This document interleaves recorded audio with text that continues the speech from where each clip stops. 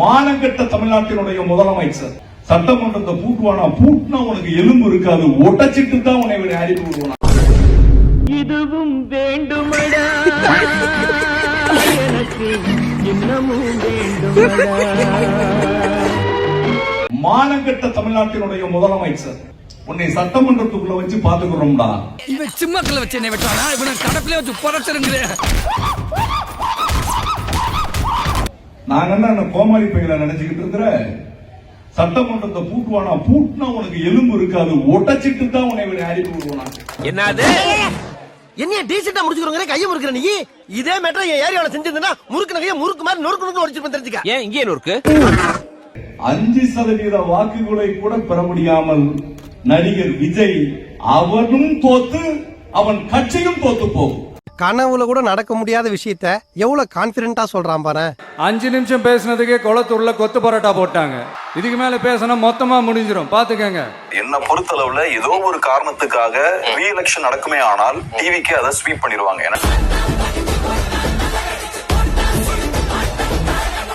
திமுக சட்டமன்ற உறுப்பினர் மார்க்கண்டேயன் கைது செய்யப்பட்டிருக்கிறார். வேற ஒண்ணு இல்ல, என்னடாச்சுன்னா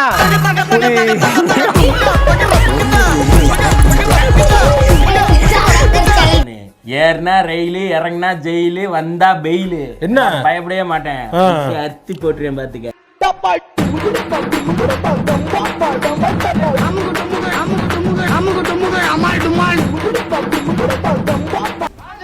கொண்டு போய் அடிக்க பாக்குறாங்க, துப்பாக்கி முறையில மிரட்டுறாங்க, துப்பாக்கி முறையில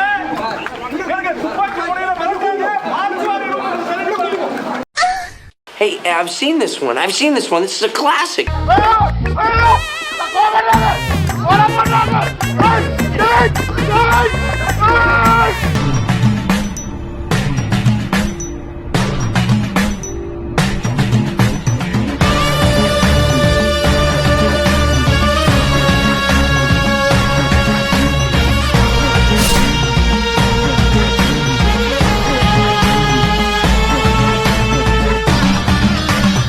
நம்ம சேனலோடைய வளர்ச்சிக்கு நீங்கள் கான்ட்ரிபியூஷன் செய்யணும் அப்படின்னு நினச்சிங்கன்னா இந்த QR கோட் மூலமாக உங்களால் முடிஞ்ச அமௌண்ட்டை நீங்கள் கான்ட்ரிபியூஷனாக நம்ம சேனலுக்கு அடிக்கலாம். நன்றி. ஏங்க சன் நியூஸ்லலாம் எப்படி தெரியுமா போட்டுட்ருக்காங்க? ஒரு விமர்சனம் பண்ணாருப்பா விளாத்திக்குளம் எம்எல்ஏ, உடனடியாக அவர் அரெஸ்ட் பண்ணிடுறதா? அப்போ அரசாங்கத்தின் மீதான விமர்சனத்தை யாருமே வைக்கக்கூடாதா? இங்கே என்ன ஹிட்லர் ஆட்சியா நடக்குது அப்படின்னு சொல்லிட்டாங்க. உன்னை சட்டமன்றத்துக்குள்ள வச்சு பாத்துக்கிறோம்டா. சட்டமன்றத்தை பூட்டுவானா? பூட்டினா உனக்கு எலும்பு இருக்காது, ஒட்டச்சிட்டு தான் உன்னை அனுப்பி விடுவானா? நான் ஒன்று கேட்குறேன், உங்களை பார்த்து ஒருத்தன் வந்து திடீர்னு நீ வெளியில் வந்துரு, வெளியில் வந்தால் உனக்கு கொன்று போட்டுருவோம்ல, இல்லாட்டி உன் எலும்பெல்லாம் உடச்சி போட்டுருவோம்ல அப்படின்னு சொன்னால் அது பேர் கொலை மிரட்டலா இல்லை அரசாங்கத்தின் மீதான அதிருப்தியை வெளிப்படுத்தும் விதமா?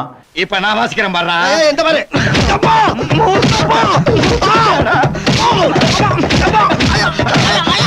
சார் நீங்கள் வெளியில் வந்தால் அவங்கள நாங்கள் எலும்பெல்லாம் உடச்சி போட்டுருவோம் அப்படிங்கிறது அரசாங்கத்தின் மீது வைக்கக்கூடிய விமர்சனம் கிடையாது, தனிநபர் வெறுப்பு.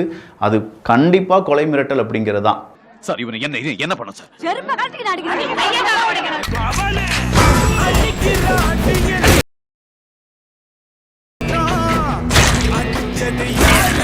இது கொலை மிரட்டல் மட்டும்தான் வருமானு கேட்டால் கிடையாது. இன்னைக்கு வன்னியரசு அவர்கள் சொல்லியிருந்தாங்களே, எலும்பு எல்லாருக்கும் இருக்கு பார்த்துக்கோங்க அப்படின்னு சொல்லி. தேவையில்லாம அது ஒரு பெரும் பிரச்சனையா மாறிடாது?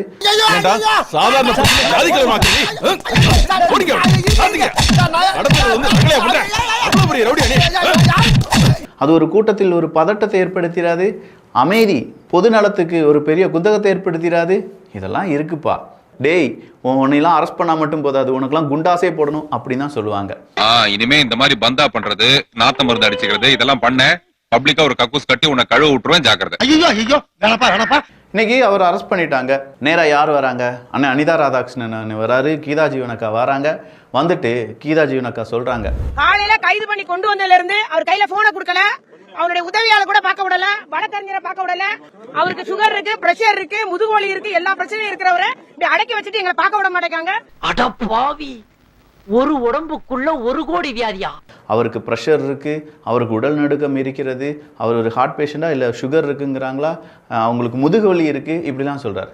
இந்த சீக்காளி அடிச்சு நீ கொலையாளி ஆயிராதப்பா. ஏண்டா இவ்வளவு பிரச்சனையை வச்சுக்கிட்டு வீட்டில் ரெஸ்ட் எடுக்காம இன்னொருத்தன் எலும்பு உடைச்சிருவேன் அப்படின்னு சொல்றீங்களே. உனக்கெல்லாம் வெக்கமே இல்லையாடா? சோறு தானே திங்கிற. எரிச்சல் வருது இவனை, நான் கெட்ட வாரத்துல திட்டி போயிருவேன். திமுகவினருக்கு வந்தால் தக்காளி சட்னியா என்று கேள்வி எழுப்பிய முன்னாள் அமைச்சர் கீதா ஜீவன் மற்றும் திமுகவினரை போலீசார் கைது செய்தனர். இன்ஸ்பெக்டர் சார், இந்த ஜென்மத்தை மட்டும் தனி ஜெயில கொண்டு போய் அடைங்க, மத்த கைதிகளோட சேர்த்துறாதீங்க, அவங்க எல்லாத்தையும் கருத்து வச்சிருவான்.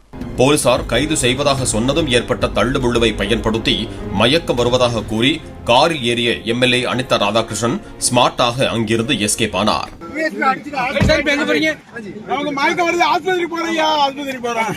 நான் பஞ்சாயத்து கூட்டினது தப்பு, என்ன விட்டுடுங்க. ஐயோ நான் வரேன், என்ன விட்டுடுங்க.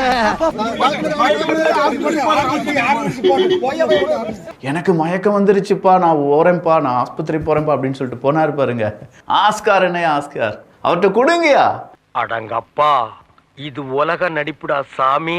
இதுக்கு மேல ஐயா ஸ்டாலின் அவர்கள் சொன்ன அந்த ட்வீட்டை மட்டும் வாசிச்சுக்கிறேனே, எப்படியெல்லாம் ஒரு அந்த விஷயத்தை அப்படியே மடைமாற்றம் செய்கிறார்கள் அப்படிங்கிறத மக்கள் புரிஞ்சுக்கிடுவீங்க. இவ்வளவு நுண்ணறிவுடன் இவ்வளவு பக்காவான அரசியலை தெரிந்து கொண்டு இருக்கக்கூடிய இந்த காலகட்டத்திலே இவங்க இப்படி பேசி மடைமாற்றம் செய்கிறார்களே.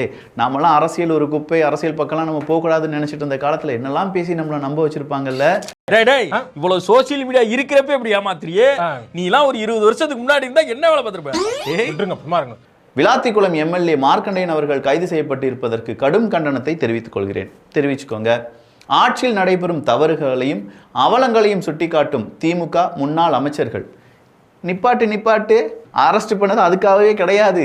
ஐயா நீ உள்ள வந்தீங்கன்னா அவன் எலும்பு உடைச்சிடுவேன், கொலை மிரட்டல் வேற கொடுத்துருக்காருங்க. அது பேர் ஆட்சியில் நடைபெறும் அவலங்கள்லாம் கிடையாது.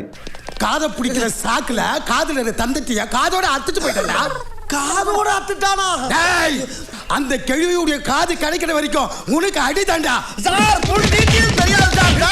சட்டமன்ற உறுப்பினர்கள், இணைய ஆதரவாளர்கள் என அனைவரையும் தொடர்ந்து வேட்டையாடி வருகிறது டேக் டைவர்ஷன் மாடல்.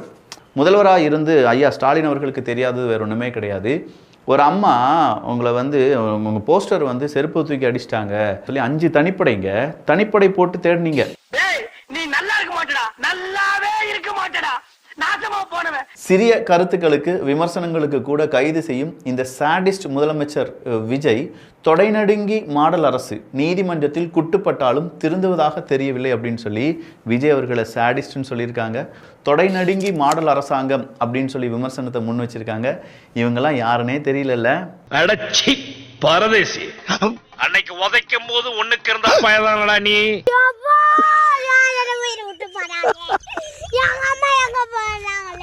ஸ்டார்ட் பண்ணு.